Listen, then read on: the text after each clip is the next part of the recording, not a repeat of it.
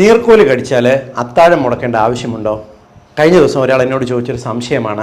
അതായത് നീർക്കോലി നമ്മളെ കടിച്ചു കഴിഞ്ഞാൽ അതിൻ്റെ വിഷം നമ്മുടെ ശരീരത്തിൽ കയറാതിരിക്കണം എന്നുണ്ടെങ്കിൽ രാത്രിയുള്ള ഭക്ഷണം കഴിക്കാതിരിക്കണം. ഇത് നമ്മുടെ നാട്ടിൽ, പ്രത്യേകിച്ച് നാട്ടിൻപുറത്ത് പലരും വച്ചു പുലർത്തുന്ന ഒരു വിശ്വാസമാണ്.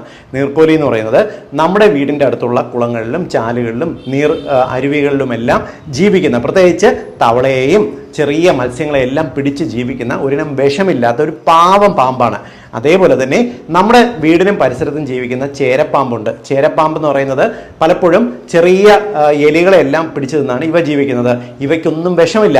ഇവ നമ്മൾ അവയെ ഉപദ്രവിച്ചാലോ ഇല്ലെങ്കിൽ അവയുടെ ദേഹത്ത് അറിയാണ്ട് ചവിട്ടിയാലോ ജീവൻ രക്ഷാർത്ഥം ഇവ ഒരുപക്ഷെ നമ്മളെ കടിക്കും. കടിച്ചാലും നമ്മുടെ കാലുകളിൽ അരം പോലുള്ള ചെറിയ മുറിവുകൾ ഉണ്ടാകും, ചെറിയ സൂചിക്കുത്തുകളുടെ മുറിവുകൾ ഉണ്ടാകും എന്നല്ലാതെ ഇവയ്ക്ക് വിഷപ്പല്ലുമില്ല. മനുഷ്യന് ഇത് വേറെ ഉപദ്രവവും ചെയ്യത്തില്ല. മാത്രമല്ല ഇതിൻ്റെ പേരിൽ നമ്മൾ പട്ടിണി കിടന്നാൽ വിശന്ന് വലഞ്ഞ് ക്ഷീണിക്കുമെന്നല്ലാതെ പ്രത്യേകിച്ച് കാര്യവും